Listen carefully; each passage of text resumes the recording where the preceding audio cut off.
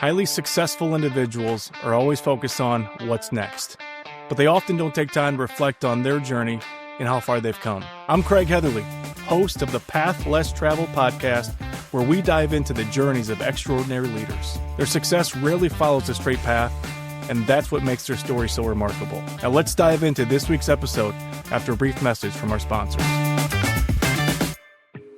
Success changes the game. Your business is growing. New opportunities, ambitious goals, greater impact.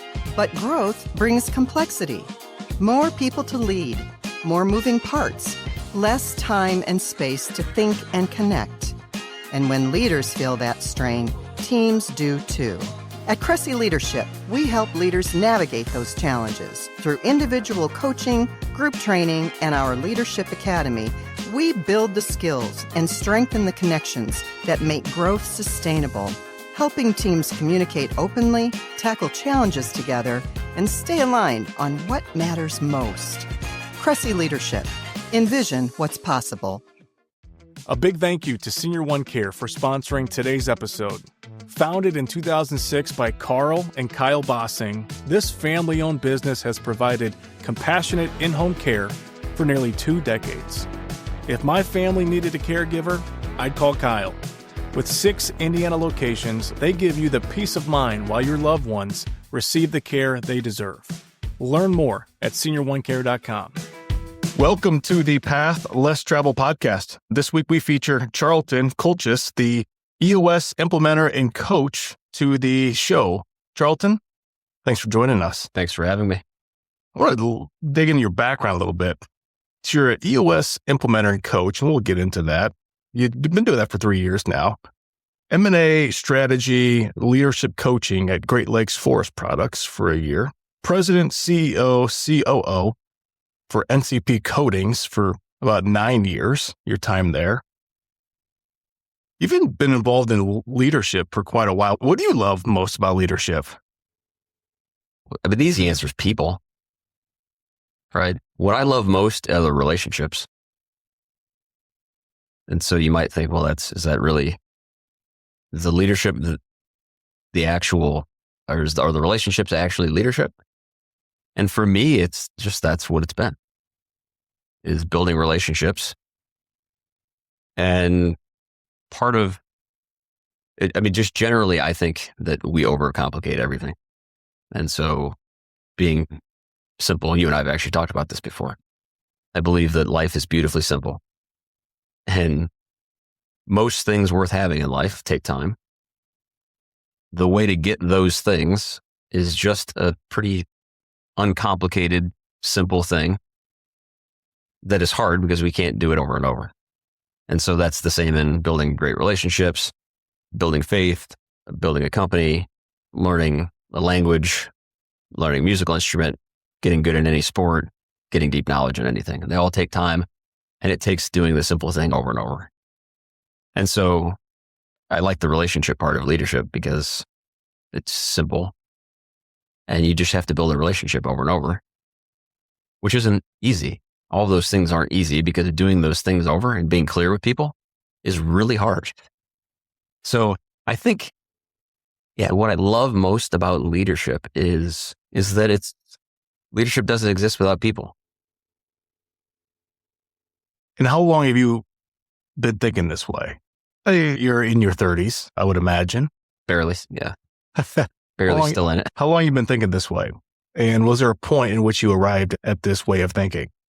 Yeah, I think I got lucky that I grew up in a really big family and had some people that really influenced me that, I guess I learned some of how to build a relationship with a lot of different types of people.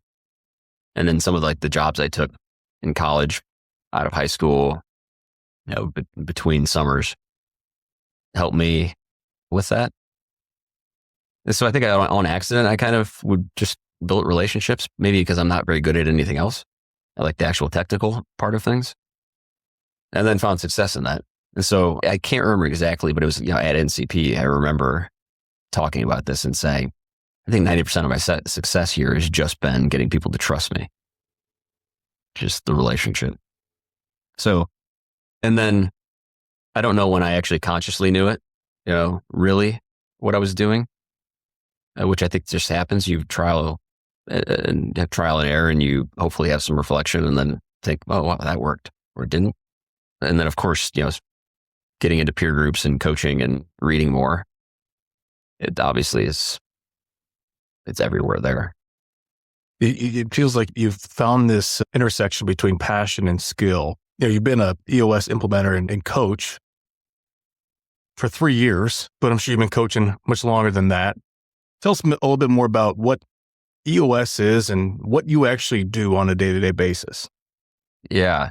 So maybe even to just answer a question that you didn't necessarily ask, but about the coaching for a long time.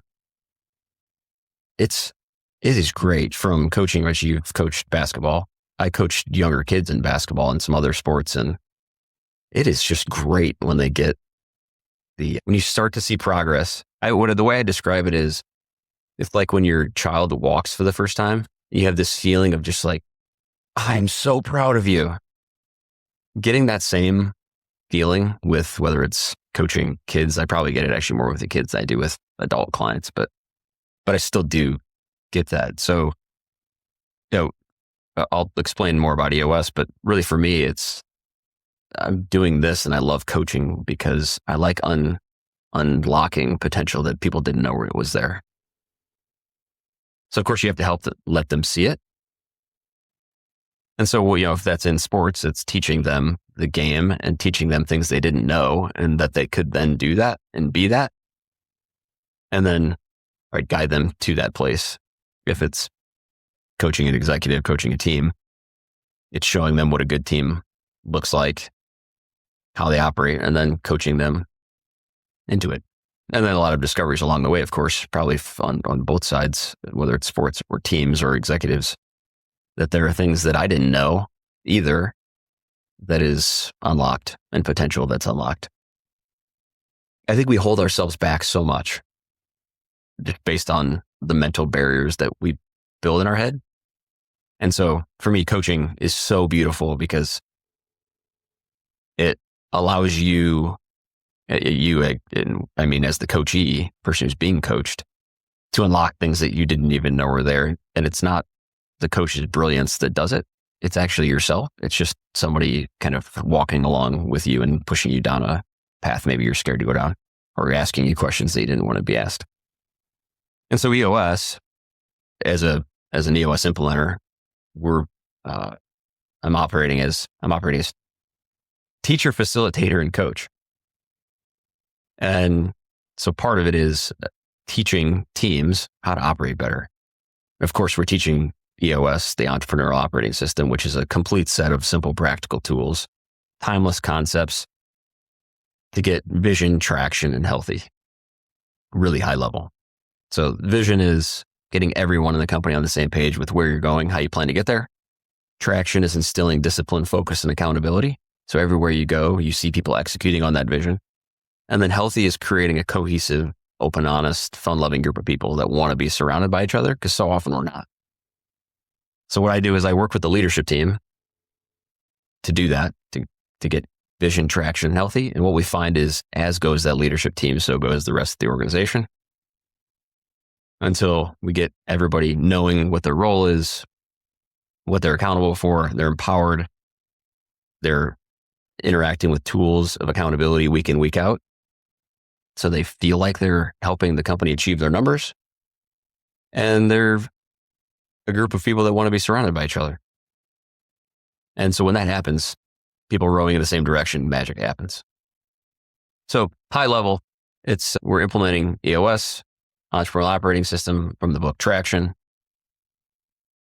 and digging down deeper, just creating clarity for the leadership team to start on who owns what are we doing this quarter that builds up to where we're going in a year, 3 years, and 10 years from now. And then how do we get to that, which of course takes a lot of people. So we have to be then very clear about what is everyone else doing, what are their goals along the way, and then have great meetings to help achieve it. This episode is brought to you by Mosier Consulting. the powerhouse behind some of the most innovative technology solutions in northern Indiana. For 30 years, Moser has been delivering best-in-class solutions. Moser is your partner in progress. With deep expertise in analytics, AI, managed services, Microsoft, IT savings, and strategic consulting, they don't just support your tech, they elevate your entire business. Moser Consulting. Technology experts, real results. Visit moserit.com to learn more.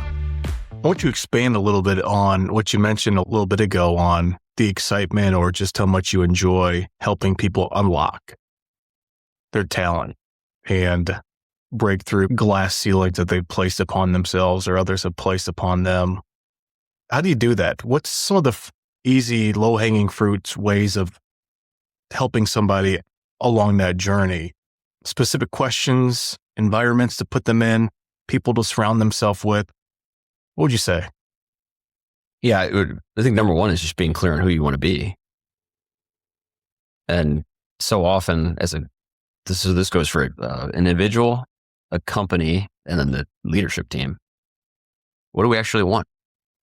Usually we're just so busy that we just do all of these things and we don't actually think about what it is that I actually want. And when we first met here today, we were talking about time off over the holidays and the amount of clarity that brings. And people just typically don't settle down for that reflection and awareness to actually say what they want. So if it's coaching an executive, it's really digging deep personally and professionally. What do you want to achieve? And then it's accountability to get there. It's the same thing for a company and the team that's leading it, which is amazingly simple, right? Back to the life is just beautifully simple. EOS is so simple. It is a complete set of simple, practical tools. I mean it by simple. It's so simple and so powerful.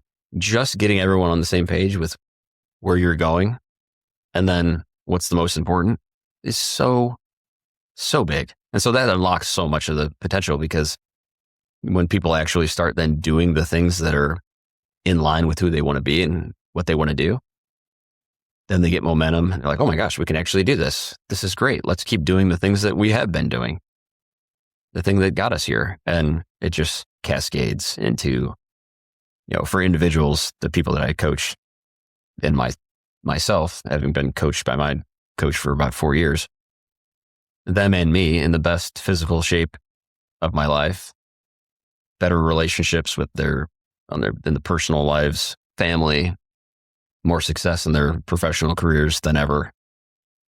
And I think it all starts pretty simple. What do you actually want? Not what everyone else is telling you. Because I think one of my kind of fundamental beliefs is that everyone just follows. We're told by society what we should believe and what should be important. And we don't ever step back and say, yeah, is that really important for me? Is it really what I want? Which then gets a lot of people burned out in jobs and all sorts of things, right? Because they don't ever step back and say, is this actually what I want? Yeah, we create these complex systems for ourselves, right? And I think that's why the answer to how have you been? How was the weekend? What's new? The response is busy. Right. Got a lot going on. Kids are crazy. Life's happening. And gosh, I can't believe it's been another month or it's been another year.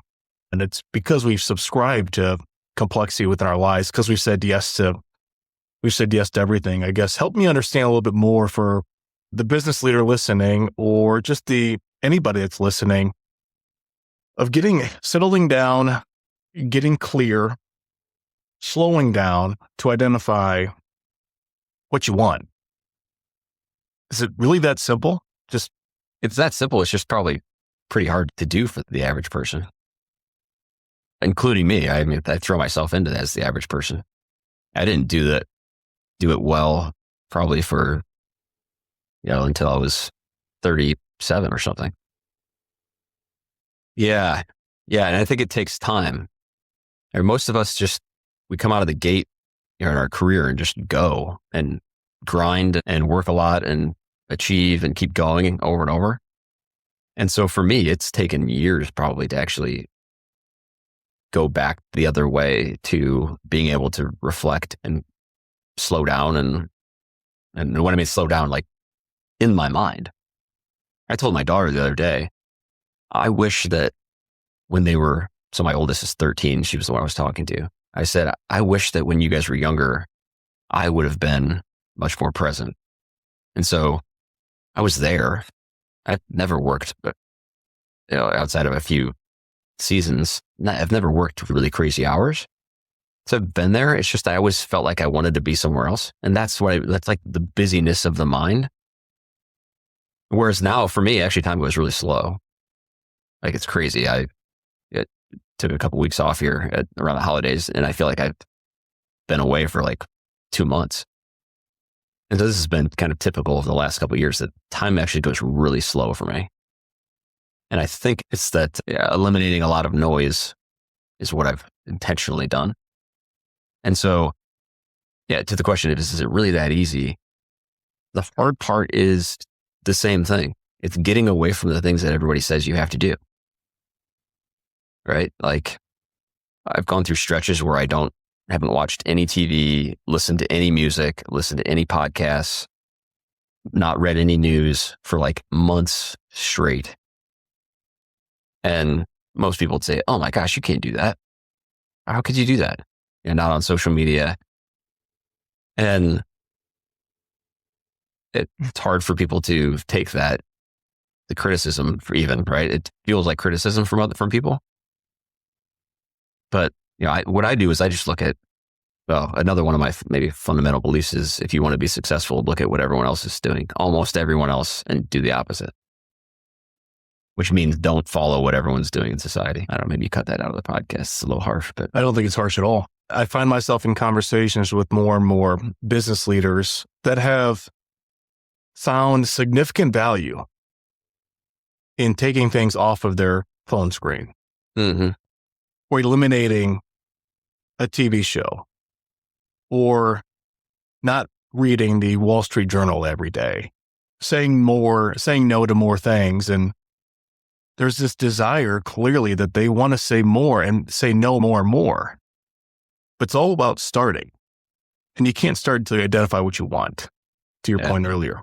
Well, I think what's interesting about this, I'm thinking about I subscribe to the Michael Easter newsletter. He wrote The Comfort Crisis, which is one of my favorite books. And the letter this morning was talking about when people diet, their brains become lazier and their brains become lazier. And this is an evolutionary reaction to preserve ourselves. And that starting, when we start a new habit, I think the same thing might happen. Right? When we're dieting, we keep fixating on food. When we get rid of the app on our phone or we do some other thing, we become lazier. It's harder to act, harder to do the exercise, and maybe we fixate on it more. So starting, and then, the real magic of all of this, right? Of any of those simple things those important things that take the simple thing is how do you keep going? How do you actually do the boring thing over and over and over, which is, that's the hard part. It's utterly uncomplicated to learn the piano. You play it. You can go anywhere and find out how to play. The hard part is playing it over and over and over so you don't think about it. This is why we hire personal trainers, piano instructors, and business coaches, a lot of times just to make us hold us accountable to do the thing that we know we should already do. I mean, personal trainers, like, it's not that challenging to look up a 7-day or 5-day split of workouts, Right. The hard part is doing it over and over. Well, I want to tap into some of the conversations that you've had with leaders as you've helped them identify what they want in life or within their business. What do you find is something that they wish they would have learned at an earlier age? The question I like to ask is, what advice would you give to a younger you? Right. What is that? If you were to summarize it or provide a couple of thoughts here, what would it be? Yeah. I mean, with specifically related to EOS, everyone says, I wish I would have done this earlier. So, what's the discovery? Having an outsider come in and help lead your group discussion. Wish I would have known that earlier. Being really clear with people. So around what are they doing? What are their goals? That would be something, right? And that those conversations aren't as hard as you think they are. Certainly getting rid of bad people quicker. Everyone learns and they wish they would have done it earlier. Every company hangs on to people way too long thinking that they're doing a good thing. And then, it's certainly like just coaching in general. Gosh, I wish I would have known about this before. I wish I would have been exposed to this before. I certainly say the same thing. So the answer for me is, if I was telling somebody coming out of college, then I tell people earlier in their career that two things would be read more, read as much as you possibly can, and hire a coach as fast as you possibly can. You're going to think that you can't afford it right now, but you will make so much more money down the road if you do it as early as possible. Yeah, I think about my background in coaching, collegiate coaching, and then, moving into, the world that I'm in right now, my profession. And you start to see a lot of value in, the ability for somebody to motivate, to encourage, to challenge, to help think differently, the value of that. And it's allowed me, personally, just to have success moving into my current role.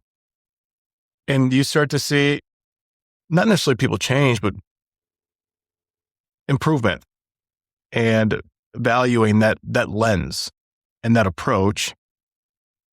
And I hear that so much from people that are coaching other individuals or have a coach. That's been their experience as well. You mentioned letting somebody go earlier. Mm-hmm. How do you coach a leader through having hard conversations with some of their employees? Yeah. Part of it is that, one of the things I always say to people is that a lot of times those hard conversations, the reason why we don't want to have them is because of how it makes us feel, not necessarily how it's going to make the other person feel.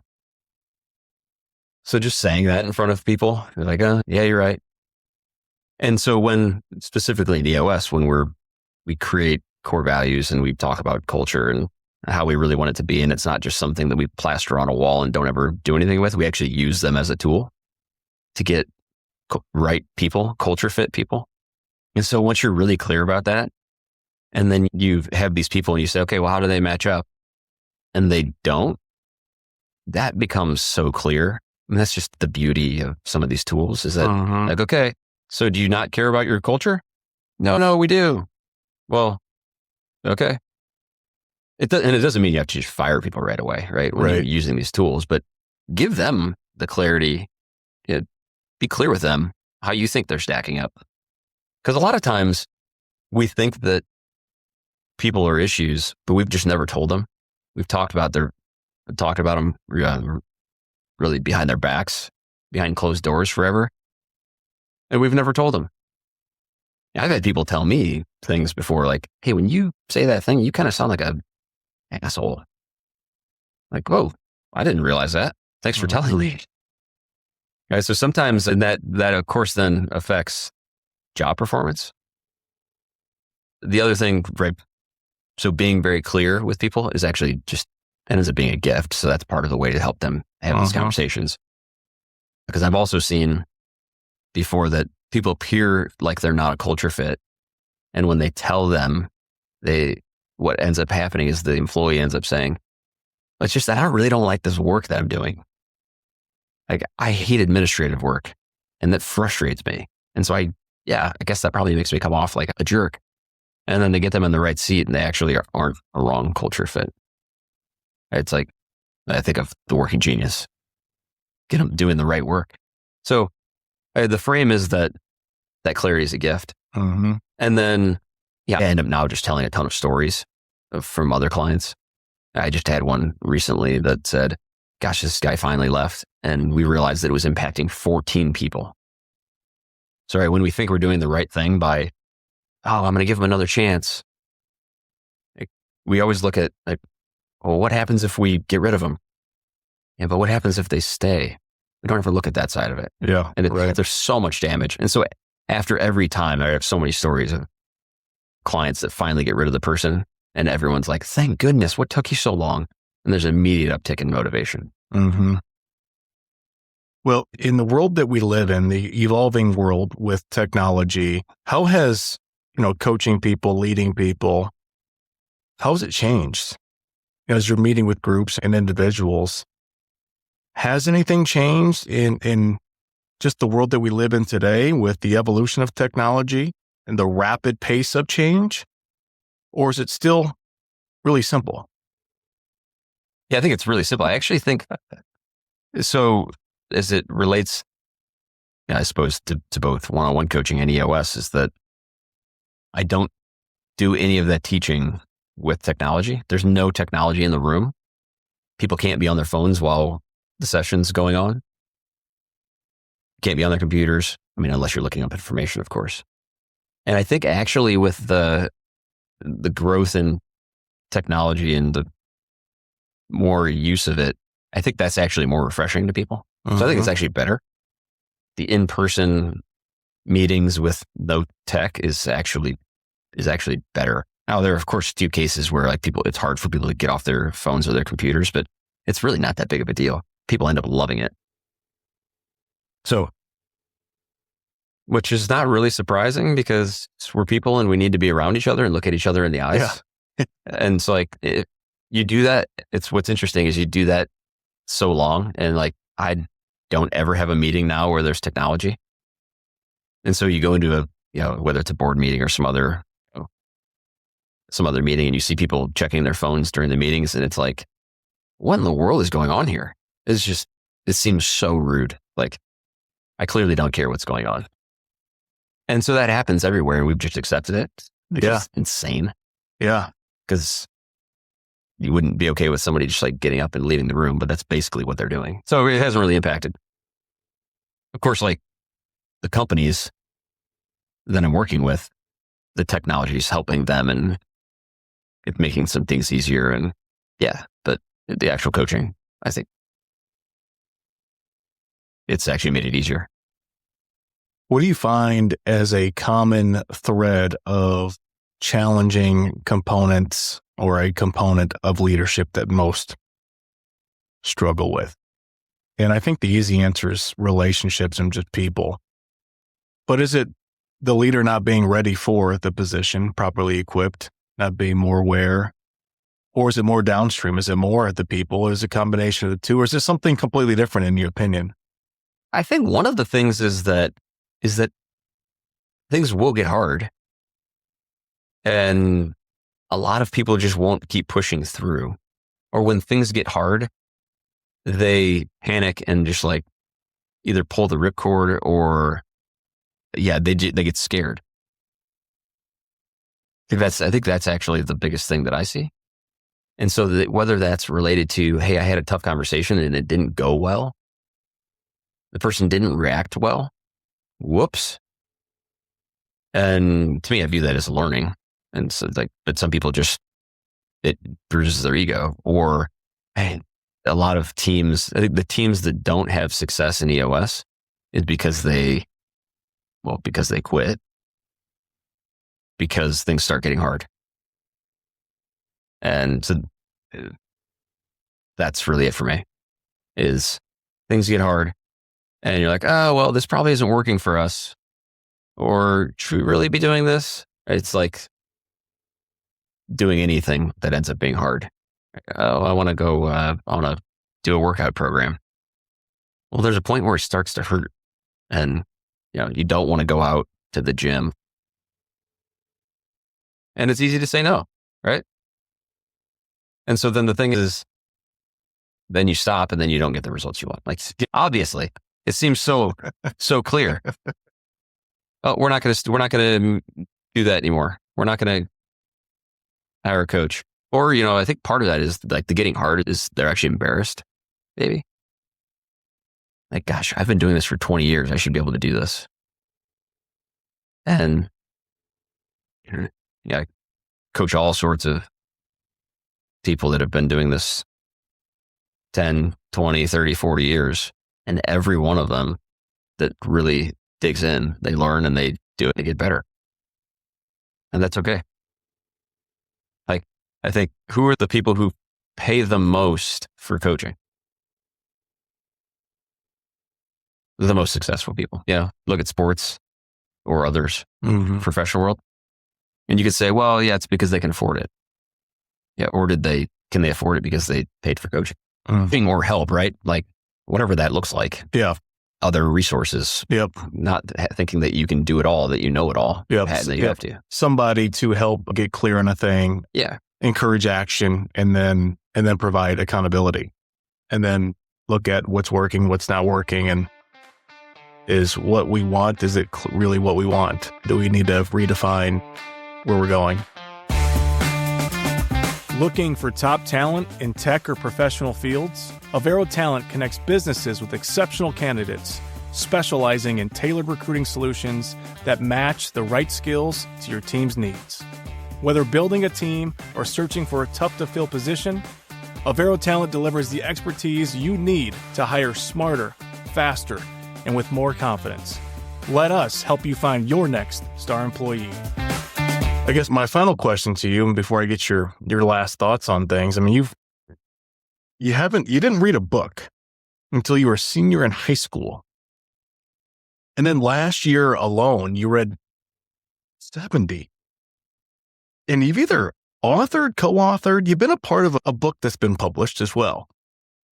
What books do you tend to recommend more often than other for top-level leaders, but then also maybe books that you just personally would recommend to podcast listeners? Oh, I mentioned one earlier, The Comfort Crisis by Michael Easter.